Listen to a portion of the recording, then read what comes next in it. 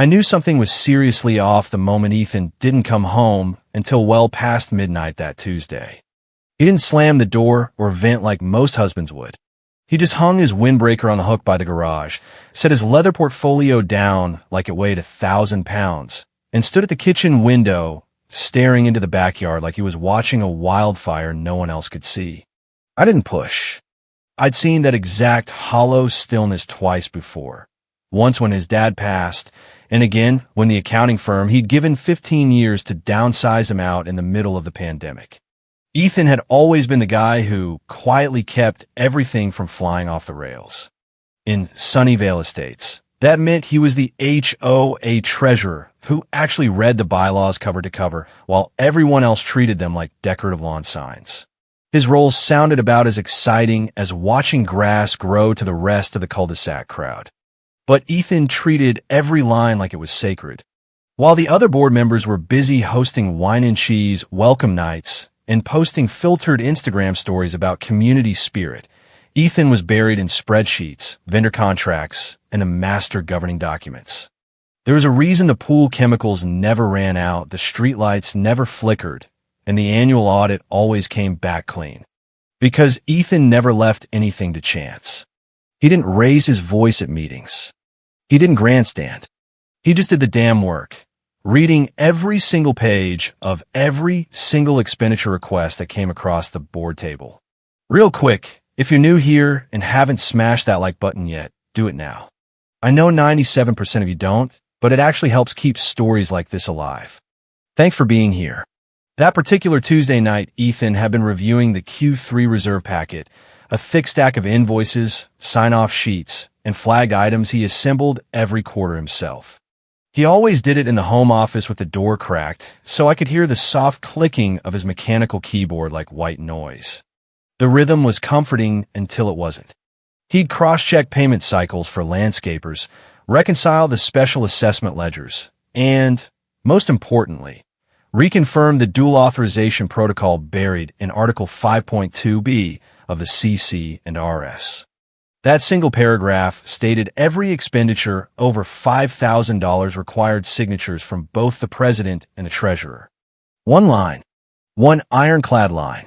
Ethan treated it like it was holding the entire neighborhood's financial roof together. He logged the clause again, cross-referenced the latest transaction logs, and noticed something subtle but real. 2 landscaping invoices and 1 mailbox replacement contract had slipped through with only Victoria Kane's signature. Not many, just enough to raise the hair on the back of his neck.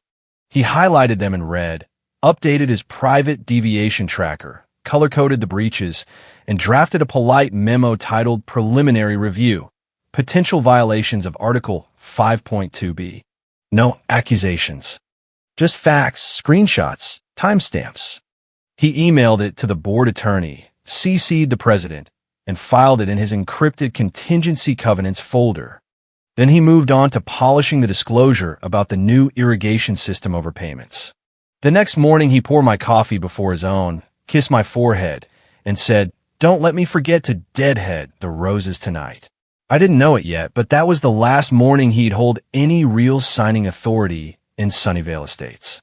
He never complained directly. That wasn't Ethan. But over the next week, the little things piled up. The way he stared at his laptop screen longer than usual. The way he sat perfectly still during the Zoom board meetings, face unreadable behind those wire-rimmed glasses. I asked once, lightly, if everything was okay at the association.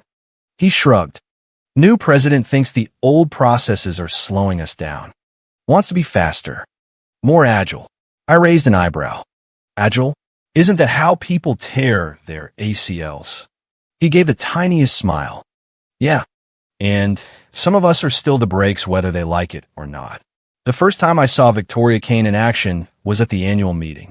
She stood at the front of the clubhouse in a pastel pink blazer that probably cost more than our mortgage payment, smiling like she was running for mayor.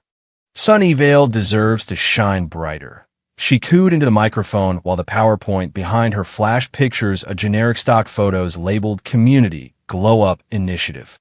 Ethan forwarded me the LinkedIn headshot later with the subject line, New Blood. White teeth, pearl necklace, 1,000-yard HOA stare. The kind of woman who called herself a visionary homeowner advocate without a trace of irony.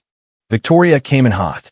Her second week, she brought in a professional photographer to rebrand the HOA newsletter. Elevate the narrative, she kept saying. Elevate everything. By week 3, she'd replaced the boring wooden sign at the entrance with a glossy new one that read, "Move forward, stay fabulous." She held standing energy huddles in the parking lot because apparently sitting down was too slow for progress. Ethan wasn't invited to the first two. Not out of protest. Just not invited. Then came this streamline memo. Ethan came home late again, but this time the quiet was different. He opened his laptop before dinner and clicked into the forwarded email from the board attorney. Subject: Revised Authorization Protocols. Immediate implementation. I watched his shoulders tighten before he even scrolled halfway down. "Let me guess," I said, setting down his iced tea. "They made a bold move." He didn't look up. "They removed me from the signatory list." I blinked. "You're the treasurer." "Were," he said, voice dry as the desert. "They kept the title. Cut the authority." I moved closer. "They can't legally do that, right? That clause you're always quoting, Article 5.2, he answered flatly. "Still in the CC and RS. Still binding. But if no one enforces it," he let the sentence hang as he opened his folder structure, something only he could navigate. He dropped the PDF in, renamed it Signatory Change, PDF, added a version note. "No treasurer countersignature path maintained. Potential breach exposure." "Who replaced you?" I asked. He turned the screen. There was in crisp black and white, "New authorized cosigner, Chad Blake, VP of Community Enhancement." I squinted. "Chad Blake? Isn't that Victoria's son-in-law? The guy who sells essential oils on Facebook?" Ethan confirmed, tone carved from granite. Background in network marketing. No finance experience. But he golfs with Victoria every Saturday. Ethan didn't curse. He didn't pace. Instead, he screenshot the red line where his name had been struck through, saved it to a subfolder labeled Evidentiary Snapshots, and closed the laptop. Then he asked if I wanted to walk the dog. We circled the block twice before he spoke. "You know what brakes do?" I glanced over. "Stop you from crashing?" "More than that," he said. "They let you go faster safely. Without brakes, all momentum becomes risk. Victoria sees compliance as drag. But without drag, you don't have lift. You have a tailspin." The next morning, he dressed sharper than usual, same tie he wore when he testified at the city zoning hearing 2 years ago. He packed his portfolio and kissed me like he was heading into court. "You going to say anything to them?" I asked. "No," he said, "but I'm going to write everything down. If they want to fly without a parachute, I'm at least noting where they left it." By evening, he had drafted a new memo. Deviation summary. Article 5.2, B, exposure risk. Inside, timeline of approvals, breakdowns of dual control history, highlighted protocol conflicts, and an appendix of known bylaw failures tied to unilateral decisions. He blind CC'd it to the attorney. No reply. He didn't expect one. The first time Chad Blake approved a $15,000 playground equipment order without blinking, Ethan didn't flinch. He just bookmarked the transaction ID, cross-checked it against the original bylaws, and logged the breach in bold red. They had already stopped including him on the email threads that mattered. Chad was everything Ethan wasn't. Loud, overconfident, chronically allergic to fine print. He strutted through neighborhood events like someone dared him to play HOA president in a community theater production. His signature appeared on everything now. Fence repairs, lighting upgrades, even the new welcome banners. One invoice came back with a little heart emoji next to his name. "Keeping the vibe positive," he'd posted in the board Slack. Ethan didn't laugh. He also didn't speak up. Not once. Not to Victoria, not to the attorney, not to the other directors who used to ping him for covenant clarifications. It wasn't that he didn't care. He cared differently. He understood that sometimes the most damning thing you can do is document everything and say nothing. I'd watch him in the evenings. Same routine. Open the secure laptop. Launch the encrypted spreadsheet tracker, and with eerie calm log another violation. Date. Transaction ID. Nature of expenditure. Approver, Blake. Treasurer's signature missing. Risk note, dual control breach article 5.2b. Each entry had a footnote. Each footnote had a timestamp. Cold. Surgical. Isn't there someone you can tell? I asked one night, leaning in the doorway. I'm telling them, he said without looking up. They just don't realize it yet. He revised the memo every night that week. The file grew from 8 pages to 15, then 20. He added a summary table with color-coded risk levels.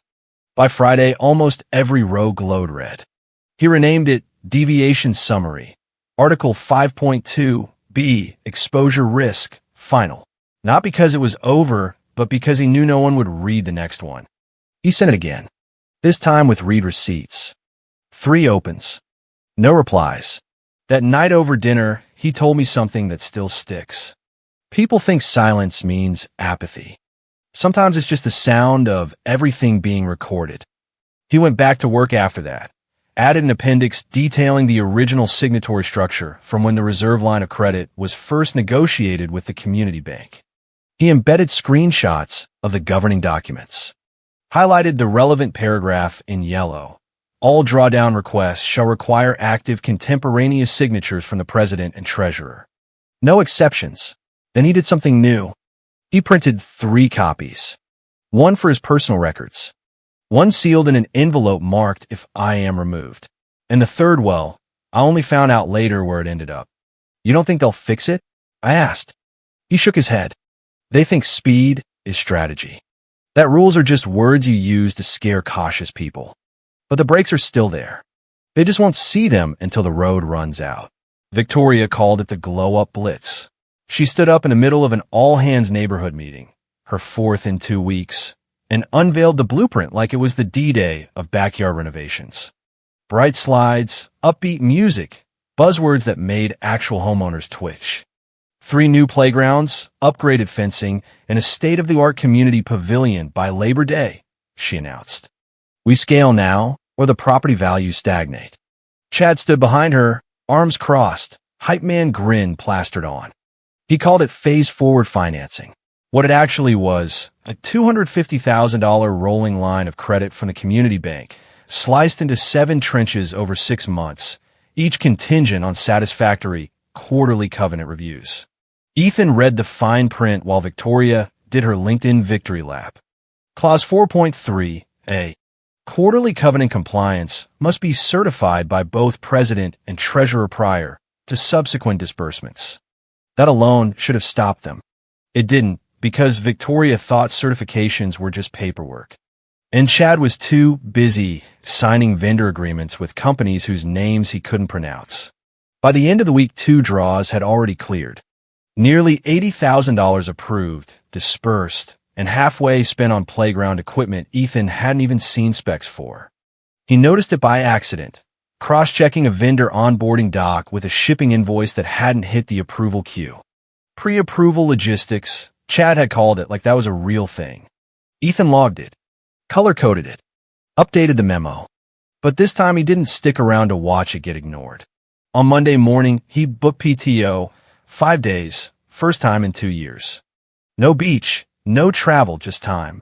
When I asked why now, he just said, "You don't argue with a storm when you've already boarded up the windows."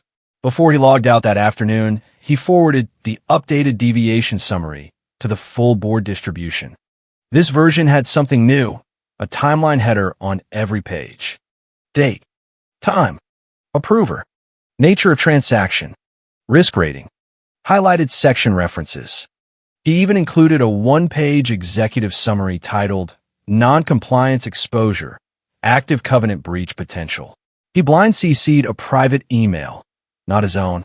Then he set his out of office. It was 1 line longer than usual. I am currently on PTO and unavailable until the 22nd.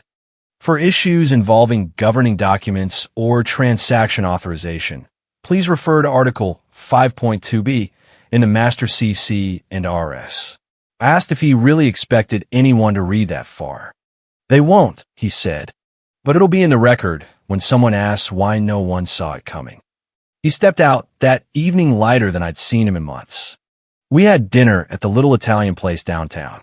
No phones, no spreadsheets, just wine and silence, and one small smile I hadn't seen since Victoria took the gavel. Back in the neighborhood, that's when the cracks started whispering through the group chat. It began as a rumor that the Q2 financials hadn't been fully certified before the latest draw, that the community bank had emailed the attorney asking for the quarterly review paperwork twice, that someone in the finance committee tried to recreate Ethan's old certification report but couldn't find the templates. Then came the Slack screenshots forwarded to Ethan from an old friend on the board. Does anyone know where the treasurer's sign-off doc lives? Wait, do we still have a treasurer? Chad says we're fine. Just push it through. And beneath it all, silence. Not angry silence. Ethan's silence. No replies. No updates. Just a folder on the share drive that hadn't been touched in a week. A quiet little placeholder titled Mandatory Dual Sign-Off Compliance, LIV. Most residents didn't even know it existed. But the bank did. And they were about to ask a very specific question. It was supposed to be routine. A $60,000 draw. Third in the sequence earmarked for the new pavilion framing and prepaying materials from the fencing supplier Chad couldn't even spell. Finance queued it up like the others. Dropped Chad's digital signature and hit send. Then nothing. For hours passed. Then 8. Then came the email, short, cold, and terrifying in its precision. Disbursement hold. April 22nd draw request authorization incomplete. Missing dual sign-off per Master Governing Documents Article 5.2b. Chad's frantic messages to the bank went unanswered. He marched down to the attorney's office like a man storming a castle and demanded someone get the bank on the phone. This is a legacy requirement, he insisted. Victoria, who was still at a leadership conference in Scottsdale sipping rose, FaceTimed into the crisis call like a bored influencer. It's a minor formality, she said, waving a hand at the screen. They just need reassurance we're operationally aligned. Someone shoot over the updated signatory doc. The attorney froze. Because there was no updated signatory doc. There was only the old one, and it had Ethan's name on it. Except now, thanks to Victoria's streamlining, Ethan's name had been very literally crossed out. Not redacted. Not formally amended through the bank channels. Just struck like someone printed the PDF, grabbed a pen, and drew a big confident line through the one signature field the documents explicitly labeled non-waivable. That was the moment panic stopped being internal. Because the bank's compliance officer emailed back a scanned copy of that very page with one line below. Authorization invalid. Contact your treasurer. No one responded because no one could. By noon, Victoria had rerouted her flight. Chad had stopped talking. The attorney had pulled 2 paralegals from unrelated projects to comb through old risk memos looking for a loophole. There wasn't one. The other board members finally broke the silence in the emergency Zoom that followed. Why was the treasurer removed from the authorization protocol? The vice president asked flatly. No one answered. She looked around the virtual room at boxed faces and blinking avatars. Because I don't remember approving that. And if it wasn't through me and it wasn't through the bank, her voice trailed off. Victoria snapped back in. We need to fix this now. Send them an updated authorization sheet. Retroactive. The attorney's junior cleared his throat. We can't. That clause requires active pre-signed dual authorization. There's no retroactive path. Then we reinstate Ethan, Chad said quickly. Right. Just get him back in the seat, have him sign. But the attorney was already shaking her head. He's on PTO and reinstatement would require formal documentation, a board resolution, a 10-day banking window, and lender acknowledgement. We can't just paste his name back in. That's when it hit them. No one knew where Ethan was. His out of office was still up. No forwarding number. No calendar holds. Just that one damn line. For issues involving governing documents, refer to Article 5.2b. And then right on cue came the second email from the bank. Subject: Escalation pending disbursement review. Attached, revised compliance snapshot. As of latest documentation, no valid treasurer's signature on file. Draw request placed on indefinite hold pending verification. Attached was a PDF. Page 1. Original signatory chart. Page 2. Ethan's name with a line drawn through it. Page 3. A yellow sticky note scanned into the corner added by someone on the bank side. It read, "Client removed mandatory signatory without amendment protocol. Please confirm if client understands this voids authorization rights under Article 5.2b. When Victoria read that line, she looked like a woman realizing the parachute cord had snapped mid-jump. No one knew what to say. They just stared at the screen, at the crossed-out name, at the empty line where Ethan Caldwell used to be. They tried everything but admitting they were wrong. Monday morning started with Victoria storming through the clubhouse like a woman auditioning for a meltdown. First stop, the attorney's office. She slammed her hand on the conference table and barked, "Fix it." No subject. No explanation needed. She wanted the clause gone, the draw unpaused, and the bank satisfied. "We can't fix a clause, Victoria," the attorney said. "It's not a Google document." Chad, who had finally shed the last of his bravado, hovered behind her like a ghost of bad decisions. "What if we just, recreated the signature? Like backdated. Add Ethan's signature to the doc, just enough to get this past the review. Then we formally reinstate him and clean it up after." That was the moment the attorney pushed back from the table. Slowly, deliberately. "Are you suggesting we forge a signature on a community banking instrument?" Chad blinked. "Not forge, just replicate like you would have signed it." "You're out of your depth," she said, standing now. "And if anyone hears you say that again, I'll be forced to report it externally." The room went silent. Victoria tried calling Ethan twice, then 3 more times, then through an old neighborhood directory contact. No answer. No voicemail. Just that same calm auto-reply with its now haunting sentence about Article 5.2b. Next, they tried emailing from the vice president's account. A softly worded message. No demands. Just, "Hey, if you're available, could use your signature for something minor." Ethan didn't respond. At 3:42 p.m., Victoria called an emergency board session. By now, everyone knew the glow-up was on pause. Contractors were sitting idle. Purchase orders held in limbo. The fencing supplier threatened to divert inventory to another neighborhood if prepayment didn't arrive within 72 hours. "Who let this happen?" one director demanded. "Did no one read the original governing documents?" No one answered. Someone pulled up the PDF on the projector screen.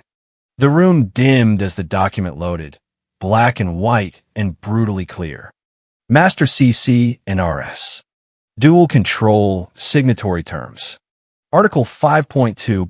All drawdown requests shall require active, non-waivable contemporaneous signatures from the acting president and treasurer. Signatures must be on file at the time of request. This clause is binding and non-waivable without written lender amendment. Non-waivable, the attorney said quietly.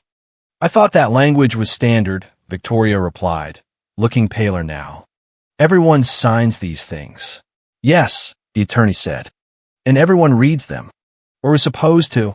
Just then the banker arrived. She wasn't smiling. Maria Heller, vice president of community lending, 12 years with the firm, zero patience for neighborhood theatrics, walked in with a single folder and a copy of the original governing documents. "No small talk. No delay. I'm here to formally notify the board that your disbursement privileges are suspended pending resolution of a compliance breach as stipulated in Article 5.2b.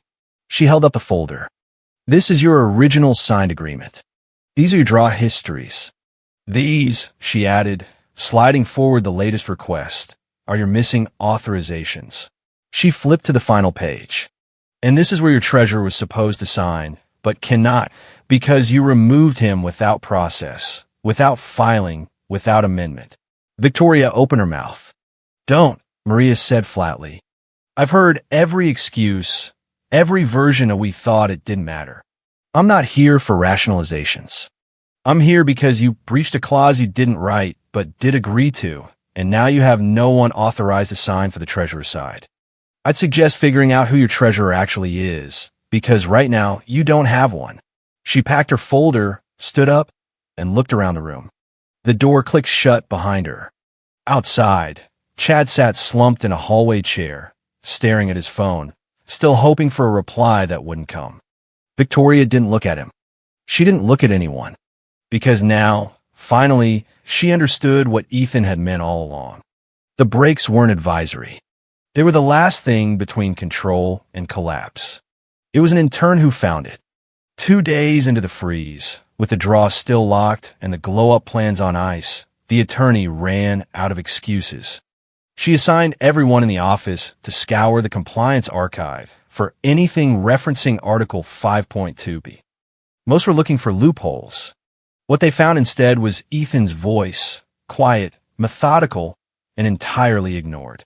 A junior assistant named Maya was deep in the subfolders when she stumbled across it. A PDF labeled Deviation Summary, Article 5.2b, Exposure Risk, Final. She clicked it open.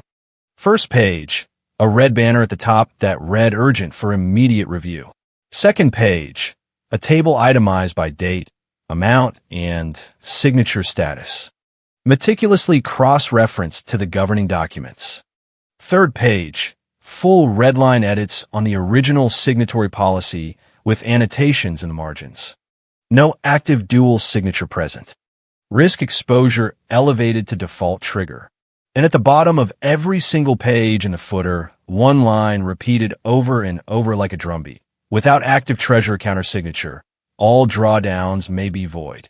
Maya printed it, handed it to the attorney. The attorney handed it to Victoria. She didn't finish reading it. She just stood there in the middle of the room, paper dangling in her hand like it might burn her. When did he send this? First time 3 weeks ago, the attorney said. Final version resent the day he went on PTO. Victoria ran a hand over her mouth. Was it opened? No, the attorney said. Never even registered a read receipt. The board was briefed again. This time no one interrupted. No one rolled their eyes, because there in print, in plain English, was the clause everyone thought was decorative rendered fatal in Ethan's red ink. That afternoon, the banker returned. Maria walked into the boardroom with a smaller folder this time. One document. One goal. Closure, not comfort. We received your internal memo from Mr. Caldwell, she said, placing the printed summary gently on the table. Had we seen this at the time of submission, it would have triggered a precautionary review and likely prevented your current situation. Chad, somehow still allowed in the room, stepped forward and pulled a pen from his jacket. I can sign it now, he said, gesturing to the draw form. I've got oversight in my title, VP of Community Enhancement. Maria didn't even blink. You're not a recognized treasurer on file with the lending institution. What you cannot do is pretend to be one in a jurisdiction where the term is regulated. This is an optional. This is an improv. Chad looked down, lips parting, then closing again. Slowly he stepped back. Maria turned to the attorney. Where's Mr. Caldwell now? The attorney swallowed. We don't know. Maria raised an eyebrow. Has anyone asked? Victoria cleared her throat. We've reached out. Maria nodded slowly. That's not what I asked. No one spoke. The silence stretched. Then Maria sighed. This Article 5.2b, it's not a decorative piece of legal language. It's the handbrake. It's there so that when people start making expensive decisions too quickly, someone has to sit beside them with a second key. Your association removed that key, and now you don't have brakes. She stood, gathered her folder, and before leaving said only this. Let us know when you find Mr. Caldwell. Until then, our position is unchanged. The door clicked shut. Outside the boardroom, Ethan's old seat sat untouched, a single chair empty. In his inbox, the final email from the attorney, opened too late, sat marked unread. Not by him, by everyone else. By Thursday, Victoria had dropped the act. The blazer was gone. The sleeves rolled up. The voice that once boomed across neighborhood meetings now cracked like an overloaded speaker. She sat across from the bank's lead counsel in a hastily rescheduled Zoom call, blinking too often, smiling too wide, trying to do what she'd always done, spin the narrative. "We just need a path forward," she said, voice tight. "Something provisional. A waiver. A carve-out. We'll fix it on our end, but right now we're weeks into construction and the contractor is threatening to walk if they don't get paid by Friday." The banker didn't even look tired, just unmoved. "You terminated the dual control structure," she replied. "We didn't." Victoria opened her mouth, closed it again. Her face was a study in someone realizing charm had an expiration date and had already passed. The board, now fully looped in and fracturing internally, began firing off suggestions in a last-ditch effort to reclaim stability. "Can't we just reinstate Ethan?" the vice president asked. "Even temporarily?" The attorney shook her head. "Not under our current compliance policies. Once treasurer credentials lapse, reinstatement requires full vetting, background checks, board audits, third-party verification. 90 days minimum." 90 days, Victoria barked. "We'll be dead in 90 days. A long silence followed. Then softly, "You were told," the attorney said, more than once. The next draw, $72,000, meant to cover 2 overseas shipments and 40% of the pavilion costs, was officially canceled by close of business. Vendors paused delivery. Construction halted mid-frame. A drone footage reel from the flagship playground site showed forklifts parked at odd angles, concrete mixers sitting idle, scaffolding hanging like half-finished ambition. The neighborhood group chat turned quiet. Real quiet. Then came the ripple effects. Finance froze discretionary spending. The annual block party budget, already soft-promised during Victoria's last town hall, was quietly deferred pending further notice. Internal projects paused. Every shiny perk Victoria had used to paint the new vision suddenly looked like someone had taken a blowtorch to the brochure. Morale didn't drop. It cracked. And still Ethan said nothing. His chair remained empty. His inbox untouched. His last sent email, the one with the highlighted clause and the final red lines, had now been printed, annotated, and circulated across 3 committees. Every director now carried a copy the way someone carries an evacuation plan after the fire's already started. Even Chad, sunburnt and sleepless, stopped offering ideas. I saw it all unfold from home. Ethan didn't check the neighborhood app, but I did. I read the local Facebook headline, "Sunnyvale Glow-Up Paused After Authorization Conflict. Treasurer Missing." They made it sound like he disappeared. But Ethan didn't disappear. He'd been right there the entire time. The truth was simpler. They just never looked. And Victoria, for all her noise, all her confidence, all her commanding presence, was finally forced to reckon with the one thing she never accounted for. The authority she wielded was never total. It just looked like it until the paper said otherwise. The room was already quiet before Maria Heller spoke. But when she placed the signed governing documents on the polished conference table and slid them toward the board, the silence turned surgical. Everyone leaned forward. The pages rustled faintly. You could hear the breath catch in the vice president's throat as she read the line, "Treasurer's signature required." Below it, nothing. Just a thin gray line waiting. Empty. She looked up at Victoria, who looked like a balloon that had lost just enough air to stop floating. Her pearls were askew, her knuckles white against the edge of the table. "Can we?" she started to ask, voice so quiet it sounded borrowed. Maria didn't even lift her eyes. "No, there is no active treasurer on record. Until there is, the clause is unmet." Someone, maybe the attorney, maybe an outside advisor, tried to whisper something about interim solutions, about temporary resolutions, about negotiated grace periods. Maria simply tapped her pen on the signature field. "Not a suggestion," she said. "A requirement. You don't get partial compliance. Either the field is signed by a recognized, vetted, authorized treasurer, or your project funds remain frozen. That's the agreement. That's your agreement." Victoria didn't speak again. She didn't have to, because the damage was done. Every person in that room knew what had happened. Not through some dramatic discovery. Not through whistleblowers or leaked emails or panicked depositions. No, just paper. Paper they didn't read. Terms they didn't think applied to them. A clause they thought could be ignored. And one man, quiet, meticulous, maddeningly precise, who followed every rule they couldn't be bothered to remember. Outside that glass-walled boardroom, Ethan Caldwell sat on a park bench 2 blocks away, a black coffee in one hand and his phone in the other. He wasn't watching the fallout. He didn't need to. He already knew how it would end. He'd spent the morning ignoring calls, letting voicemails pile up, one after another from numbers he recognized but had no desire to answer. A few for Victoria, one from Chad. Rushed, apologetic, tone-deaf. He deleted them without listening to the end. But then one message stood out. A direct message from a larger regional HOA management firm in Boston. Heard what happened at Sunnyvale. Your memo was impressive. We value foresight. Let's talk. Ethan stared at it for a long moment, then smiled. Not smug. Not bitter. Just clear. He didn't reply right away.